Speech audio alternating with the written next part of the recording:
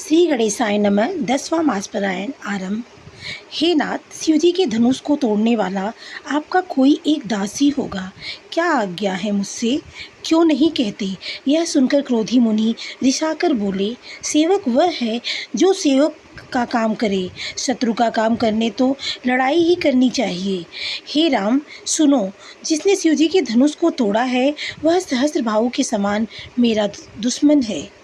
वह इस समाज को छोड़कर अलग हो जाए, नहीं तो सभी राजा मारे जाएंगे। मुनि के वचन सुनकर लक्ष्मण जी मुस्कुराए और परशुराम जी का अपमान करते हुए बोले, हे गोसाई, लड़कपन में हमने बहुत सी धनुषियाँ तोड़ी हैं, किंतु आपने ऐसा क्रोध कभी नहीं किया। इसी धनुष पर इतनी ममता किस कारण से है? यह सुनकर भृगुवंश की ध्वजा स्वरूप परशुराम जी कुपित होकर कहने लगे, हे राजपुत्र, काल के वश के होने से तुझे बोलने में कुछ भी होश नहीं है। सारे संसार में विख्यात शिवजी का यह धनुष क्या धनु ही है के समान है? लक्ष्मण जी ने हंसकर कहा, हे देव सुनिए, हमारे जान में तो कब सभी धनुष एक से ही हैं। पुराने धनुष के तोड़ने से क्या हानि लाभ? श्री रामचंद्र जी तो इसे नवीन के धोखे से तोड़ा देखा था, फिर यह तो छूते ही टूट गया। इसमें रघुनाथ जी का भी कोई दोष नहीं। मुनि, आप बिना ही कारण किस लिए क्रोध करते हैं? परशुराम जी अपने फरसे की ओर देखते बोले, अरे दुष्ट, तूने मेरा स्वभाव नहीं सुना। मैं तुझे जानकर नहीं मारता हूँ। अरे मूर्ख, क्या तू मुझे निरा मुनि ही मानता है? मैं ब्रह्मचारी और अत्यंत क्रोधी हूँ। क्षत्रिय कुल का शत्रु तो विश्व भर में विख्यात हूँ। आपकी भुजाओं के बल में से मैंने पृथ्वी को राजाओं से रहित कर दिया और बहुत बार उसे ब्राह्मणों को दे डाला। हे राजकुमार, सहस्त्रबाहु की भुजाओं को काटने वाले मेरे इस फरसे को देख। अरे राजा के बालक, तू अपने माता पिता को सोच के बस न कर। मेरा फरसा बड़ा भयानक, यह गर्भों के बच्चों का भी नाश करने वाला है।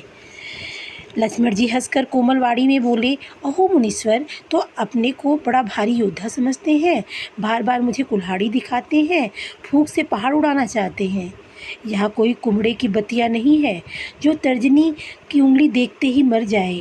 कुठार और धनुष बाढ़ देखकर ही मैंने कुछ अभिमान सहित कहा था। भृगुवंशी समझकर और यज्ञोपवीत देखकर तो जो कुछ आप कहते हैं उसे मैं क्रोध को रोक कर सह लेता हूँ। देवता, ब्राह्मण, भगवान के भक्त और गौ, इन पर हमारे कुल में वीरता नहीं दिखाई जाती, क्योंकि इन्हें मारने से पाप लगता है और इनसे हार जाने पर अपकीर्ति होती है। इसलिए आप मारे तो भी आपके पैर ही पड़ना चाहिए। आपका एक एक वचन ही करोड़ वज्रों के समान है। धनुष, बाण और कुठार तो आप व्यर्थ ही धारण करते हैं। उन्हें धनुष, बाण और कुठार को देखकर मैंने इस कुछ अनुचित कहा हो तो इसे हे धीर महामुनि क्षमा कीजिए। यह सुनकर भृगुवंशी परशुराम जी क्रोध के साथ गंभीर वाणी में बोले, हे विश्वामित्र सुनो, यह बालक बड़ा कुबुद्धि और कुटिल है। काल के वश होकर यह अपने कुल का घातक बन रहा है। यह सूर्यवंश रूपी पूर्ण चंद्र का कलंक है। यह बिल्कुल उदंड, मूर्ख और निडर है। अभी क्षण भर में यह काल का ग्रास हो जाएगा। मैं पुकार कर कह देता हूँ कि फिर मुझे दोष नहीं देना। यदि तुम इसे बचाना चाहते हो तो हमारा प्रताप, बल और क्रोध बताकर इसे मना कर दो। लक्ष्मण जी ने कहा, हे मुनि, आपका सुयश आपके रहते दूसरा कौन वर्णन कर सकता है? आपने अपने ही मुँह से अपनी करनी अनेकों बार बहुत प्रकार से वर्णन की है। इतने पर भी संतोष न हुआ हो तो फिर कुछ कह डालिए। क्रोध रोककर असह्य दुख मत सहिए। आप वीरता का व्रत धारण करने वाले, धैर्यवान और क्षोभ रहित हैं। गाली देते शोभा नहीं पाते। सूरवीर तो युद्ध में करते हैं कहकर अपने को नहीं जानते। शत्रु को युद्ध में उपस्थित पाकर कायर ही अपने प्रताप की डींग मारा करते हैं। आप तो मानो काल को हाथ लगाकर बार बार इसे मेरे लिए बुलाते हैं। लक्ष्मण जी के कठोर वचन सुनते ही परशुराम जी ने अपने भयानक फरसे को सुधार कर हाथ में ले लिया और बोले, अब लोग मुझे दोष न दें। यह कड़वा बोलने वाला बालक मारे जाने के योग्य ही है। इस बालक को देखकर मैंने बहुत बचाया, पर अब यह सचमुच मरने को ही आ गया है। विश्वामित्र ने कहा, अपराध क्षमा कीजिए, बालकों के दोष और गुण को साधु लोग नहीं गिनते। परशुराम जी बोले, तीखी धार का कुठार मैं, दया रहित और क्रोधी, और यह दुर्ग्रोही और अपराधी मेरे सामने उत्तर दे रहा है। इतने पर भी मैं इसे बिना मारे छोड़ रहा हूँ। सो हे विश्वामित्र, केवल तुम्हारे शील से, केवल तुम्हारे प्रेम की वजह से, नहीं तो इसे मैं इतनी कठोर और कुठार से काट कर थोड़े ही परिश्रम से गुरु से उत्तीर्ण हो जाता। विश्वामित्र ने हृदय में हंसकर कहा, मुनि को हरा ही हरा सूझ रहा है, अर्थात सर्वत्र विजयी होने के कारण ये श्री राम लक्ष्मण को भी साधारण क्षत्रिय ही समझ रहे हैं। किंतु यह लोहमयी केवल फौलाद की बनी खड़ग है, ऊख की रस्सी की खाड़ नहीं है जो मुंह में लेते ही गल जाए। खेद है मुनि, अब भी बेसमझ बने हुए हैं, इनके प्रभाव को नहीं समझ रहे हैं। लक्ष्मण जी ने कहा, हे मुनि, आपके शील को कौन नहीं जानता, वह संसार भर में प्रसिद्ध है। आप माता पिता से तो अच्छी तरह उत्तीर्ण हो ही नहीं गए, अब गुरु का ऋण रहा, जिसका जी में बड़ा सोच लगा है, वह मानो हमें हमारे ही मत्थे काढ़ा है। बहुत दिन बीत गए, इससे ब्याज भी बहुत बढ़ गया होगा। अब किसी हिसाब करने वाले को बुला लाइए तो मैं तुरंत थैली खोल कर दे दूँ। लक्ष्मण जी के कड़वे वचन सुनकर परशुराम कुठार संभाले सारी सभा हाय हाय करके पुकार उठी। लक्ष्मण जी ने कहा, हे भृगुश्रेष्ठ, आप मुझे फरसा दिखा रहे हैं, पर हे राजाओं के शत्रु, मैं ब्राह्मण समझकर बचा रहा हूँ, यानी तरस खा रहा हूँ। आपको कभी रणधीर बालक वीर नहीं मिले। हे ब्राह्मण देवता, आप घर ही में बड़े हैं, यह सुनकर अनुचित है यह कहकर सब लोग पुकार उठे। तब श्री रघुनाथ जी ने इशारे से लक्ष्मण जी को रोक दिया। लक्ष्मण जी के उत्तर से जो आहुति के समान थे, परशुराम जी के क्रोध रूपी अग्नि को बढ़ते देखकर रघुकुल के सूर्य श्री रामचंद्र जी जल के समान शांत वचन में बोली, हे नाथ, बालक पर कृपा कीजिए, इस सीधे और दुधमुहे बच्चे पर क्रोध न कीजिए। यदि यह प्रभु का कुछ भी प्रभाव जानता तो क्या यह बेसमझ आपकी बराबरी करता? बालक यदि कुछ चपलता भी करते हैं तो गुरु, पिता और माता मन में आनंद से भर जाते हैं। अतः इसे छोटा बच्चा और सेवक जानकर कृपा कीजिए। आप तो समदर्शी, सुशील, धीर और ज्ञानी मुनि है। श्री रामचंद्र जी के वचन सुनकर वे कुछ ठंडे पड़े। इतने में लक्ष्मण जी कुछ कहकर फिर मुस्कुरा दिए। उनको हंसते देखकर परशुराम जी नख से सिर तक पूरे शरीर से क्रोध से भर गए। उन्होंने कहा, हे राम, तेरा भाई बड़ा पापी है। यह शरीर से गोरा पर हृदय से बड़ा काला है। यह विस्मुख है, यह दुधमुहा नहीं है, स्वभाव से ही टेढ़ा है, तेरा अनुसरण नहीं करता, तेरे जैसा शीलवान नहीं है, यह नीच मुझे काल के समान नहीं देखता। लक्ष्मण जी ने हंसकर कहा, हे मुनि सुनिए, क्रोध पाप का मूल है, जिसके वश में होकर मनुष्य अनुचित कार्य कर बैठते हैं और विश्व भर के प्रतिकूल चल के सबका अहित करते हैं। हे मुनिराज, मैं आपका दास हूँ, अब क्रोध त्याग कर दया कीजिए। टूटा हुआ धनुष क्रोध करने से जुड़ नहीं जाएगा। खड़े खड़े पैर दुखने लगे होंगे, बैठ जाइए। यदि धनुष अत्यंत ही प्रिय हो तो कोई उपाय किया जाए और किसी बड़े कारीगर को बुलाकर जुड़वा दिया जाए। लक्ष्मण जी के बोलने से जनक जी डर जाते हैं और कहते हैं, बस चुप रहिए, अनुचित बोलना अच्छा नहीं है। जनकपुर के स्त्री पुरुष थर थर काँप रहे हैं और मन ही मन कह रहे हैं कि छोटा कुमार बड़ा ही खोटा है। लक्ष्मण जी की निर्भय वाणी सुनकर परशुराम जी का क्रोध शरीर पूरा जलने लगा और उनके बल की हानि होने लगी। तब श्री रामचंद्र जी एहसान जनाकर परशुराम जी बोले, तेरा छोटा भाई समझकर मैं इसे बचा रहा हूँ। यह मन का मैला और शरीर का कैसा सुंदर है, जैसे विष के रस से भरा हुआ सोने का घड़ा। यह सुनकर लक्ष्मण जी फिर हंसे। तब श्री रामचंद्र जी तिरछी निगाह से उनको देखा, जिससे लक्ष्मण जी सकुचाकर विपरीत बोलना छोड़कर गुरुजी के पास चले गए। श्री रामचंद्र जी दोनों हाथ जोड़कर अत्यंत विनय के साथ कोमल और शीतल बाणी बोले, हे नाथ सुनिए, आप तो स्वभाव से ही सुजान हैं। आप बालक के वचन पर कान न दीजिए, उसे सुना अनसुना कर दीजिए। बर्रे और बालक का एक जैसा स्वभाव होता है। संत जन इन्हें कभी भी दोष नहीं लगाते। फिर उसने तो कुछ काम नहीं बिगाड़ा है। हे नाथ, आपका अपराधी तो मैं हूँ। अतः हे स्वामी, कृपा क्रोध वध और बंधन जो कुछ करना हो दास की तरह अर्थात दास समझकर मुझ पर कीजिए, जिस प्रकार से शीघ्र आपका क्रोध दूर हो। हे मुनिराज, बताइए, मैं वही उपाय करूँ। मुनि ने कहा, हे राम, क्रोध जैसे जाए, अब भी तेरा छोटा भाई टेढ़ा ही ताक रहा है। इसकी गर्दन पर मैंने कुठार न चलाया तो क्रोध करके किया ही क्या। मेरे जिस कुठार की घोर करनी सुनकर राजाओं की स्त्रियों के गर्भ गिर पड़ते हैं, उसी फरसे के रहते मैं इस शत्रु को जीवित कैसे छोड़ सकता हूँ। हाथ चलता नहीं, क्रोध से छाती जल जाती है। हाय राजाओं का घातक, यह कुठार भी कुंठित हो गया है, विधाता विपरीत हो गया है।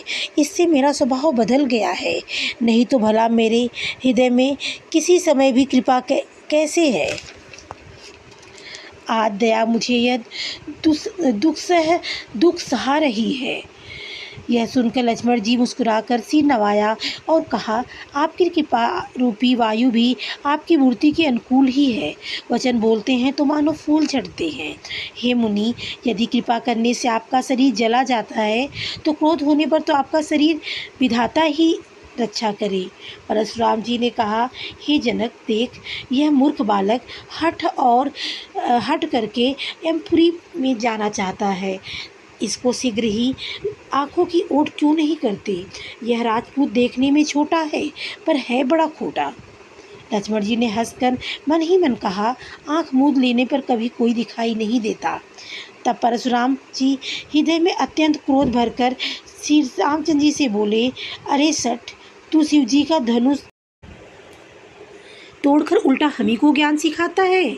तेरा यह भाई तेरी ही सम्मति से कटु वचन बोलता है और तू छल से हाथ जोड़कर विनय करता है। या तो युद्ध में मेरा संतोष कर, नहीं तो राम कहलाना छोड़ दे। अरे शिवद्रोही, छल त्याग कर मुझसे युद्ध कर, नहीं तो भाई समेत तुझे मार डालूंगा। इस प्रकार परशुराम जी कुठार उठाए बक रहे हैं और श्री रामचंद्र जी सिर झुकाए मन ही मन मुस्कुरा रहे हैं।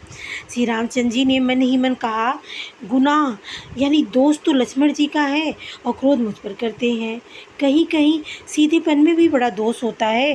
टेढ़ा जानकर सब लोग किसी की भी वंदना करते हैं। टेढ़े चंद्रमा को राहु भी नहीं ग्रसता। श्री रामचंद्र जी ने प्रगट में कहा, हे मुनीश्वर, क्रोध छोड़िए, आपके हाथ में कुठार है और मेरा यह सिर आगे है। जिस प्रकार आपका क्रोध शांत हो जाए, हे स्वामी, वही कीजिए। मुझे अपना अनुचर यानी दास समझिए।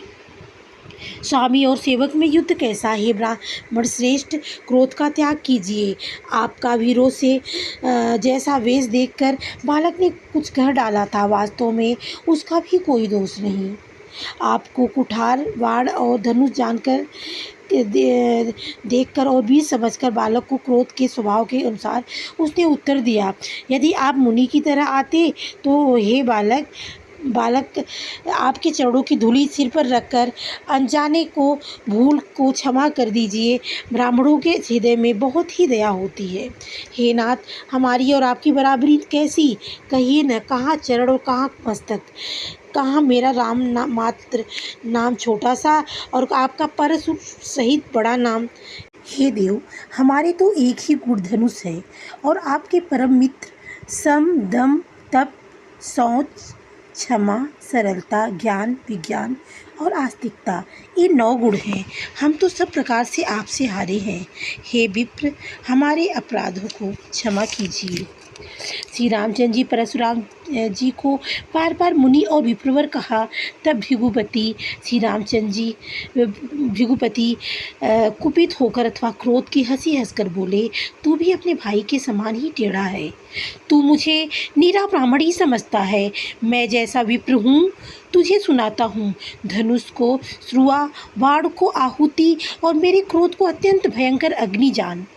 चतुरंगड़ी सेना, सुंदर समिधाएं, यज्ञ में जलाई जाने वाली लकड़ियाँ, बड़े बड़े राजा उसमें आकर बलि के पशु हुए हैं, जिनको मैंने इसी फरसे से काट कर बलि दिया है। ऐसे करोड़ों जब युद्ध रण यज्ञ मैंने किए, अर्थात मैंने मंत्रोच्चारण पुरुष स्वाहा शब्द के साथ आहुति दी जाती है, उसी प्रकार मैंने पुकार कर राजाओं की बलि दी है। मेरा प्रभाव तुझे मालूम नहीं है, इसी से तू ब्राह्मण के धोखे मेरा निरादर करके बोल रहा है। धनुष तोड़ डाला, इससे तेरा घमंड बहुत बढ़ गया है। ऐसा अहंकार है मानो संसार को जीत कर खड़ा है। श्री रामचंद्र जी ने कहा, हे मुनि, विचार कर बोलिए, आपका क्रोध बहुत बड़ा है और मेरी भूल बहुत छोटी है। पुराना धनुष था, छूते ही टूट गया, मैं किस कारण अभिमान करूं? हे भृगुनाथ, यदि हम सचमुच ब्राह्मण कहकर निरादर करते हैं तो यह सत्य सुनिए। फिर संसार में ऐसा कौन योद्धा है जिसे हम डर के मारे मस्तक नवाएं? देवता, दैत्य, राजा या और बहुत से योद्धा हैं, वे चाहे बल में हमारे बराबर हों, चाहे अधिक बलवान हों। यदि रण में हमें कोई भी ललकारे तो हम उसके सुखपूर्वक लड़ेंगे, चाहे काल ही क्यों ना हो। छत्री का शरीर धरकर हमें युद्ध में डर का गया। इस नीच ने अपने कुल पर कलंक लगा लिया है। मैं स्वभाव से ही कहता हूँ, कुल की प्रशंसा करके नहीं, कि रघुवंशी रण में काल से भी नहीं डरते हैं। ब्राह्मण वंश की ऐसी ही प्रभुता है कि जो आपसे डरता है वह सबसे निर्भय हो जाता है, अथवा जो भय रहित होता है वह भी आपसे डरता है। श्री रघुनाथ जी के कोमल और रहस्यपूर्ण वचन सुनकर परशुराम जी की बुद्धि के पर्दे खुल गए। परशुराम चंद्र जी ने कहा, हे राम, हे लक्ष्मीपति, धनुष को हाथ में अथवा लक्ष्मीपति विष्णु का धनुष लीजिए और इसे खींचिए, इससे मेरा संदेह मिट जाएगा। परशुराम जी ने धनुष देने लगे तब वह आप ही चला गया।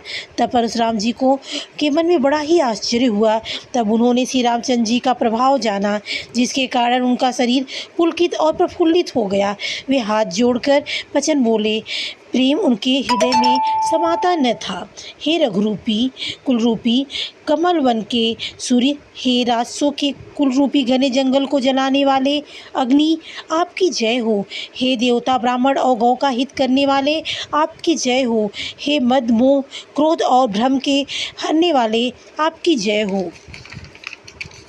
हे विनयशील, कृपा आदि गुणों के समुद्र और वचनों की रचना में अत्यंत चतुर, आपकी जय हो। हे सेवकों को सुख देने वाले, सब अंगों से सुंदर और शरीर में करोड़ों कामदेवों की छवि धारण करने वाले, आपकी जय हो। मैं एक मुख से आपकी क्या प्रशंसा करूं। हे महादेव जी के मन रूपी मानसरोवर के हंस, आपकी जय हो। मैंने अनजाने में आपको बहुत से अनुचित वचन कहे। हे क्षमा के मंदिर, दोनों भाई, मुझे क्षमा कीजिए। हे रघुकुल के पताका स्वरूप श्री रामचंद्र जी, आपकी जय हो, जय हो, जय हो। ऐसा कहकर परशुराम जी तब के लिए वन को चले। यह देखकर दुष्ट राजा लोग बिना ही कारण के डर से श्री रामचंद्र जी से तो परशुराम जी भी हार गए। हमने इनका अपमान किया था, अब कहीं ये हमसे बदला न ले, इस व्यर्थ डर से डर गए। वे कायरतापूर्वक चुपके से जहाँ तहाँ भाग गए। देवताओं ने नगाड़े बजाए, वे प्रभु के ऊपर फूल बरसाने लगे। जनकपुर के स्त्री पुरुष सब हर्षित हो गए। उनका मोह में अज्ञानता से उत्पन्न शूल मिट गया। खूब जोर से बाजे बजने लगे। सभी ने मनोहर मंगल साज सजे, सुंदर मुख और सुंदर नेत्रों वाली तथा कोयल के समान मधुर बोलने वाली स्त्रियां झुंड की झुंड मिलकर सुंदर गान करने लगी।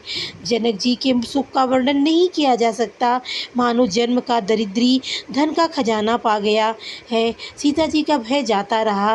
वे ऐसी सुखी हुई जैसे चंद्रमा के उदय होने से चकोर की कन्या सुखी होती है। जनक जी ने विश्वास विश्वामित्र जी को प्रणाम किया और कहा, प्रभु ही की कृपा से श्री रामचंद्र जी ने धनुष तोड़ा है। दोनों भाइयों ने मुझे कृतार्थ कर दिया। हे स्वामी, अब तो उचित हो सो कहिए। मुनि ने कहा, हे चतुर नरेश, सुनो, यो तो विवाह धनुष के अधीन था। धनुष के टूटते ही विवाह हो गया। देवता, मनुष्य और नाग सब किसी को यह मालूम है। तथापि तुम जाकर अपने कुल का जैसा व्यवहार हो, ब्राह्मणों कुल के बूढ़ों और गुरुओं से पूछकर और वेदों में वर्णित जैसा आचार हो वैसा करो। जाकर अयोध्या को दूत भेजो जो राजा दशरथ को बुला लावे। राजा ने प्रसन्न होकर कहा, हे कृपालु, बहुत अच्छा है, और उसी समय दूतों को बुलाकर भेज दिया। फिर सब महाजनों को बुलाया और सबने आकर राजा को आदरपूर्वक सिर नवाया। राजा ने कहा, बाजार, रास्ते, घर, देवालय और सारे नगरों को चारों ओर से सजाओ। महाजन प्रसन्न होकर चले और अपने अपने घर आए। राजा ने नौकरों को बुलावा भेजा और उन्हें आज्ञा दी कि विचित्र मंडप सजाकर तैयार करो। यह सुनकर वे सब राजा के वचन सिर पर धरकर और सुखपूर्वक चले गए। उन्होंने अनेक कारीगरों को बुला भेजा जो मंडप बनाने में कुशल और चतुर थे। उन्होंने ब्रह्मा की वंदना करके कार्य आरंभ किया और सोने के केले के खंभे बनाए। हरी हरी मड़ियों के पत्ते फल बनाने तथा पद्मराग मड़ियों के फूल बनाए। मंडप की अत्यंत विचित्र रचना देखकर ब्रह्मा का मन भी फूला नहीं समाया। बाद सब हरी हरी मड़ियाँ पन्ने के सीधे और गांठों के युक्त ऐसे बनाए जो पहचाने नहीं जाते थे कि मड़ियों के हैं या साधारण। सोने की सुंदर नागबेली यानी पान की लता बनाई जो पत्तों सहित ऐसी भली मालूम होती थी कि पहचानी ही नहीं जाती थी। उसी नागबेली के रचकर और पच्चीकारी करके बंधन यानी बांधने की रस्सी बनाए। बीच बीच में मोतियों की सुंदर झालरें हैं। माणिक, पन्ने, हीरे और फिरोजे इन रत्नों को चीरकर, कोरकर और पंचीकारी करके इनके लाल, हरे, सफ़ेद और फिरोजी रंग के कमल बनाए। भौरे और बहुत रंगों के पंछी बनाए जो हवा के सहारे गूंजते और कूजते थे। खंभों पर देवताओं की मूर्तियां गढ़कर निकाली जो सब मंगल द्रव्य लिए खड़ी थी। गजमुक्ताओं सहज ही सुहावने अनेकों तरह के चौक पुराए। नीलमणि को कोरकर अत्यंत सुंदर आम के पत्ते बनाए। सोने के बौर, आम के फूल और रेशम की डोरी बंधे हुए पन्ने के बने फलों के गुच्छे सुशोभित हैं। ऐसे सुंदर और उत्तम बंधनवार बनाए मानो कामदेव ने फंदे सजाए हों। अनेकों मंगल कलश और सुंदर ध्वजा, पताका, पर्दे और चंवर बनाए जिसमें मड़ियों के अनेकों सुंदर दीपक हैं। इस विचित्र मंडप का तो वर्णन ही नहीं किया जा सकता। जिस मंडप में श्री जानकी जी दुल्हन होंगी, किस कवि की ऐसी बुद्धि है जो उसका वर्णन कर सके। जिस मंडप में रूप और गुणों के समुद्र श्री रामचंद्र जी दूल्हे होंगे, वह मंडप तीनों लोकों में प्रसिद्ध होना ही चाहिए।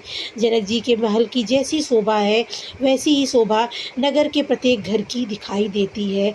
उस समय जिसने तिरहुत को देखा, उसे 14 भुवन तुच्छ जान पड़े। जनकपुर में नीच के घर भी इस समय जो संपदा सुशोभित थी, उसे देखकर इंद्र भी मोहित हो जाता था। जिस नगर में साक्षात लक्ष्मी जी कपट से स्त्री का सुंदर वेश बनाकर बसती हैं, उस पुर की शोभा का वर्णन करने में सरस्वती और शेष भी सकुचाते हैं।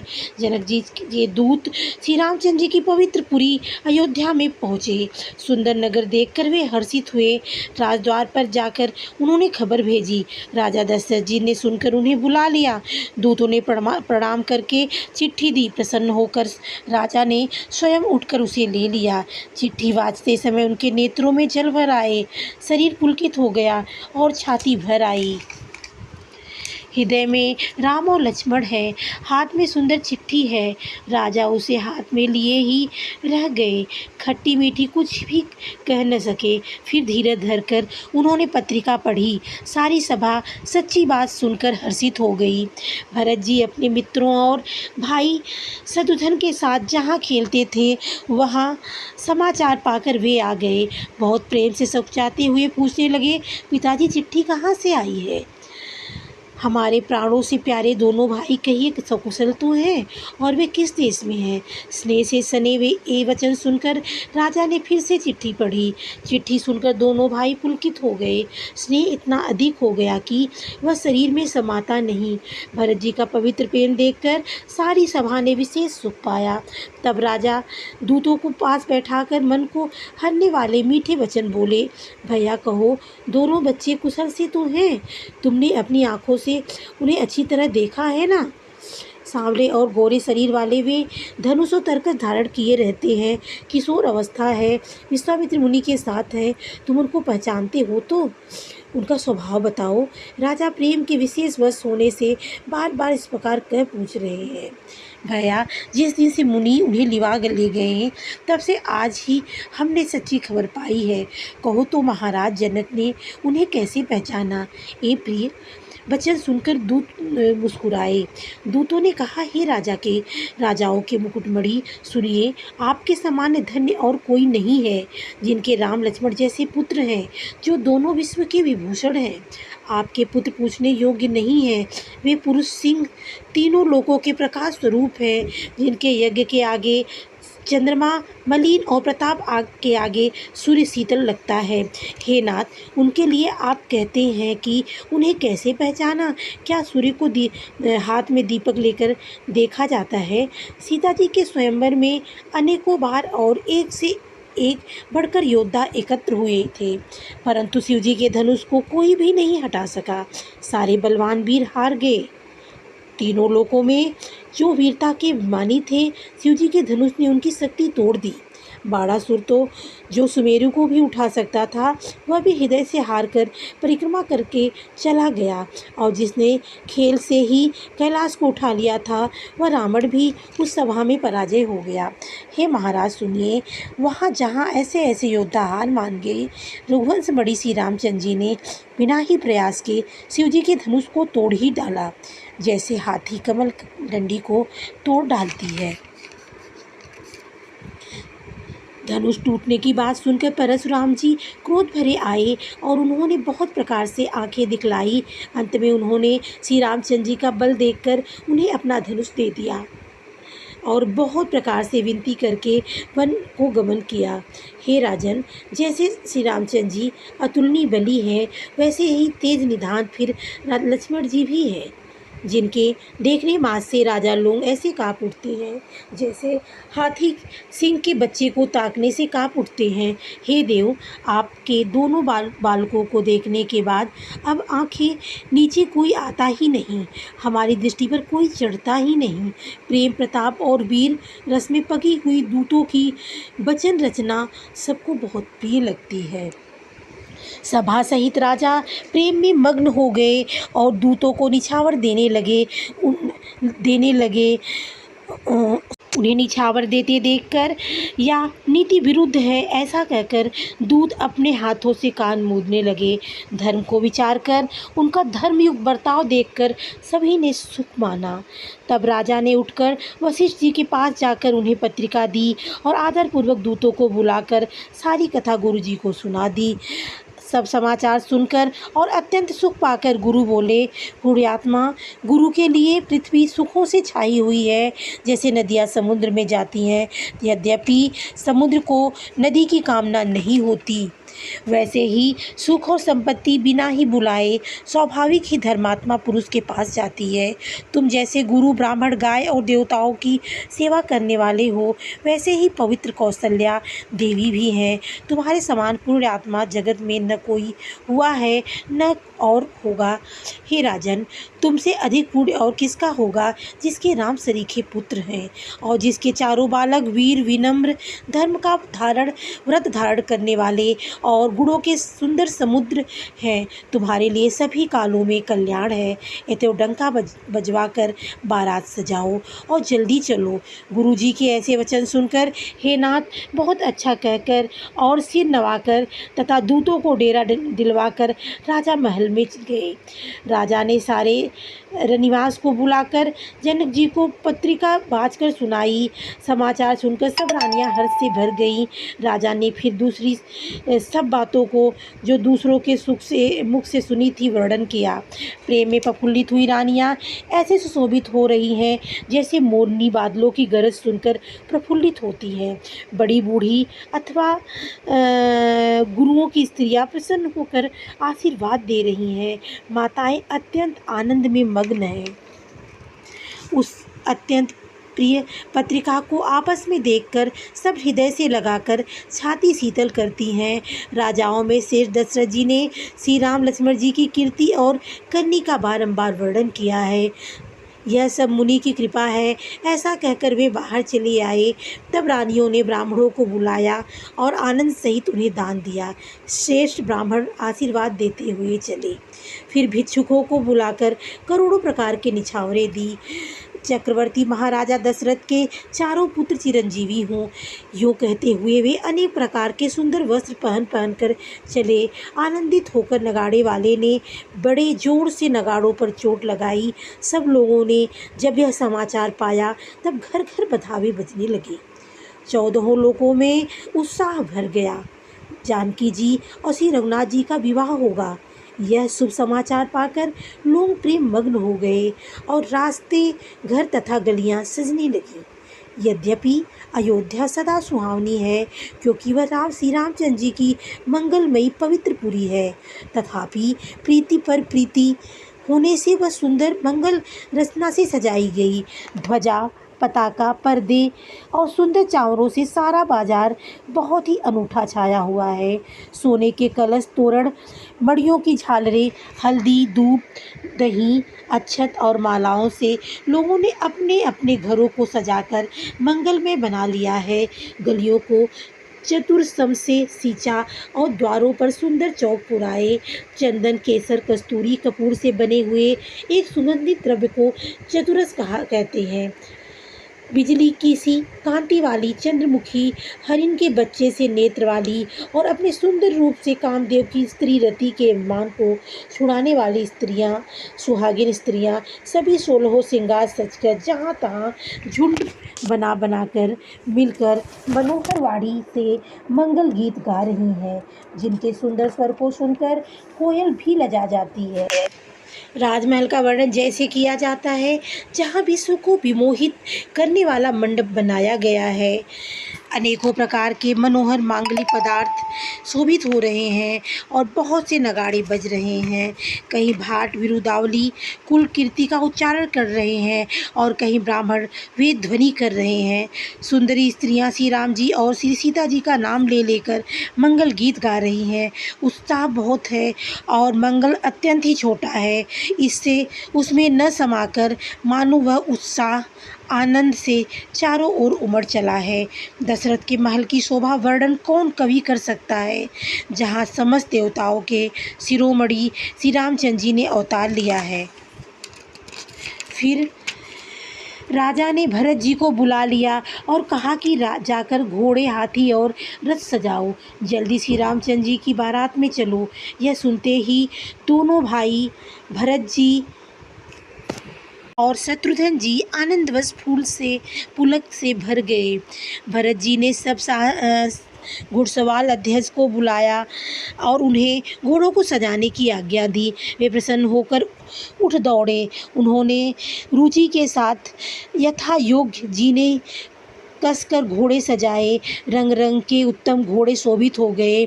सब घोड़े बड़े ही सुंदर और चंचल हैं। वे धरती पर ऐसे पैर रखते हैं जैसे जलते हुए लोहे पर रखते हों। अनेकों जाति के घोड़े हैं जिनका वर्णन नहीं किया जा सकता। ऐसी तेज चाल मानो हवा का निरादर करके उड़ना चाहते हैं। उन सब घोड़ों पर भरत जी के समान अवस्था वाले सब छैल छबीले राजकुमार सवार हुए। वे सभी सुंदर हैं, सब आभूषण धारण किए हुए हैं। उनके हाथों में बाण और धनुष है तथा कमर में भारी तरकस बंधे हैं। सभी चुने हुए छबीले छैल, सूरवीर, चतुर और नवयुवक हैं। प्रत्येक सवार के साथ 2 पैदल सिपाही हैं। 2 सब तलवार चलाने की कला में बड़े निपुण हैं। वे सूरता का बाना धारण किए हुए रणधीर वीर सब निकलकर नगर के बाहर आ खड़े हुए। वे चतुर अपने घोड़ों की तरह तरह की चालों से फेर रहे हैं और भेरी तथा नगाड़ों की आवाज़ सुन सुनकर प्रसन्न हो रहे हैं। सारथियों ने ध्वजा, पताका और मणि और आभूषणों को लगाकर रथों को बहुत विलक्षण बना दिया है। उनमें सुंदर चवर लगे हैं और घंटियां सुंदर शब्द कर रही हैं। वे रथ इतने सुंदर हैं मानो सूर्य के रथ की शोभा को छीने लेते हैं। अगणित श्याम कर्ण घोड़े थे।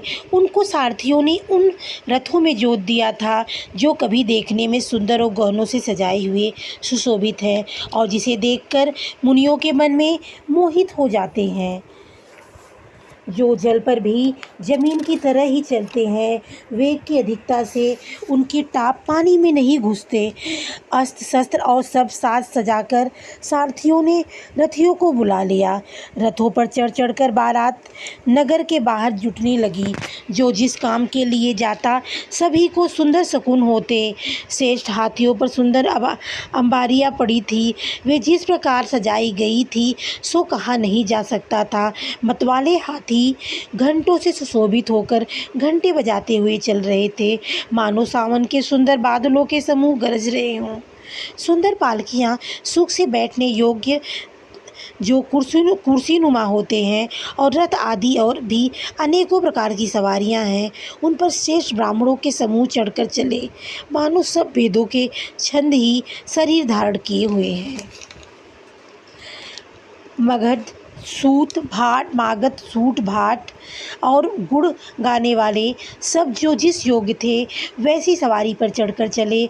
बहुत जातियों के खच्चर, ऊंट और बैल, असंख्य प्रकार की वस्तुएं लाद लाद कर चले। कहार करोड़ों कांवरे लेकर चले।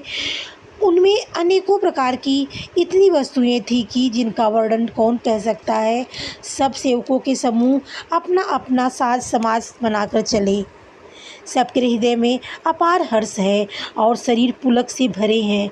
सबको एक ही लालसा है कि हम श्री रामचंद्र जी और लक्ष्मण जी दोनों भाइयों को नेत्र भर कर देखेंगे। हाथी गरज रहे हैं, उनके घंटों के भीषण ध्वनि हो रही है। चारों ओर रथों के घरघराहट और घोड़ों की हिनहिनाहट हो रही है। बादलों का निरादर करते हुए नगाड़े घोर शब्द कर रहे हैं। किसको अपनी पराई कोई बात नहीं कानों को सुनाई दे रही है। राजा दशरथ दरवाजे पर इतनी भारी भीड़ हो रही है कि वहाँ पत्थर फेंका जाए तो वह भी फिसलकर धूल हो जाए। अटारियों पर चढ़ी स्त्रियाँ मंगल थाली में आरती लिए देख रही हैं और नाना प्रकार के मनोहर गीत गा रही हैं। उनके अत्यंत आनंद और बखान नहीं हो सकता। तब सुमंत जी ने 2 रथ सजाकर उनमें सूर्य के घोड़ों को भी मात देने वाले घोड़े जोते। दोनों सुंदर रथ वे राजा दशरथ के पास ले गए, जिनकी सुंदरता का वर्णन सरस्वती जी भी नहीं कर पा रही हैं। एक रथ पर राशि सामान सजाया गया और दूसरे पर तेज का पुंज और अत्यंत ही शोभायमान था। उस सुंदर रथ पर राजा वशिष्ठ जी को हर्षपूर्वक चढ़ाकर फिर स्वयं शिव, गुरु, गौरी और गणेश जी को स्मरण करते हुए दूसरे रथ पर चढ़े। वशिष्ठ जी के साथ जाते हुए राजा दशरथ कैसे सुशोभित हो रहे, जैसे देवगुरु बृहस्पति जी के साथ इंद्र हो। वेद की विधि से और कुल की रीति के अनुसार सब कार्य करके तथा सब कुछ सब प्रकार से सजे देख करके श्री रामचंद्र जी का स्मरण करके गुरु की आज्ञा को पाकर पृथ्वीपति दशरथ जी शंख बजाकर चले। बारात देखकर देवता हर्षित हुए और सुंदर मंगलदायक फूलों की वर्षा करने लगे। बड़ा शोर मच गया, घोड़े और हाथी गरजने लगे। आकाश में, बारात में, दोनों जगह बाजे बजने लगे। देवांगनाएं और मनुष्यों की स्त्रियां सुंदर मंगलगान करने लगी और रसीले राग से सहनाइयाँ बजने लगी। घंटे घंटियों की ध्वनि वर्णन नहीं हो सकती थी। पैदल चलने वाले सेवकगण अथवा पट्टेबाज कसरत के खेल कर रहे हैं और पहरा दे रहे हैं। आकाश में ऊंचे उछलते हुए जा रहे हैं। हंसी करने में निपुण और सुंदर गाने में चतुर विदूषक यानी मस्खरे तरह तरह के तमाशे दिखा रहे हैं। सुंदर राजकुमार मृदंग और नगाड़ों के शब्द सुनकर घोड़ों को उन्हीं के अनुसार इस प्रकार नचा रहे हैं कि वे ताल के बंधन से जरा भी नहीं डिगते। चतुर नट चकित होकर यह देख रहे हैं और बारात ऐसी बनी है कि उसका वर्णन करते ही नहीं बनता। सुंदर सुखदायक सुकून हो रहे हैं। नीलकंठ पंछी बाई और चारा ले रहे हैं, मानो संपूर्ण मंगलों की सूचना दे रहे हैं। दाहिनी ओर कौवा सुंदर खेत में शोभा पा रहा है। नेवले का दर्शन भी सब किसी ने पाया। तीनों प्रकार की शीतल मन सुगंधित हवा अनुकूल दिशा में चल रही है। श्रेष्ठ सुहागिनी स्त्रियां भी भरे हुए घड़े और गोद में बालक लिए चल रही हैं। लोमड़ी फिर फिर कर बार बार दिखाई दे रही है। गायें सामने खड़ी बछड़ों को दूध पिलाती। हरिनों की टोली बाईं ओर से घूमकर दाहिनी ओर आई, मानो सभी मंगलों का समूह दिखाई दिया। छेमकर सफ़ेद सिर वाली चील विशेष रूप से छेम मने कल्याण कह रही है। श्यामा बाईं ओर सुंदर पेड़ पर दिखाई पड़ी। दही मछली और दो विद्वान ब्राह्मण हाथ में पुस्तक लिए हुए सामने आए। सभी मंगल में कल्याण में मनोवांछित फल देने वाले शकुन मानो सच्चे होने के लिए एक ही साथ हो गए हैं। स्वयं सगुण ब्रह्म जिसे सुंदर पुत्र है, उसके लिए सब मंगल शकुन सुलभ है। जहाँ श्री रामचंद्र जी सरीखे दूल्हा और सीता जी जैसी दुल्हन है, तथा दशरथ जी और जनक जी जैसे पवित्र समधी हैं। ऐसा ब्याह सुनकर मानो सभी शकुन नाच उठे और कहने लगे, सब ब्रह्मा जी ने हमको सच्चा कर दिया। इस तरह बारात ने प्रस्थान किया। घोड़े हाथी गरज रहे हैं और नगाड़ों पर चोट लग रही है। सूर्यवंश के पताका स्वरूप दशरथ जी को आते हुए जानकर जनक जी ने नदियों पर पुल बंधवा दिया। बीच बीच में ठहरने के लिए सुंदर घर पड़ाव बनवा दिए, जिसमें देवलोक के समान संपदा छाई है और जहां बारात के सब लोग अपने अपने मन की पसंद के अनुसार सुहावने उत्तम भोजन बिस्तर और वस्त्र पाते हैं। मन के अनुकूल नित्य नए सुखों को देखकर सभी बारातियों को अपने घर भूल गए। बड़े जोर से बजते हुए नगाड़ों की आवाज़ सुनकर शेष बारातियों को आती हुई जानकर आगवानी करने वाले हाथी, रथ, पैदल और घोड़े सजाकर बारात लेने चले। 10वां मास पारायण समाप्त। जय श्री राम।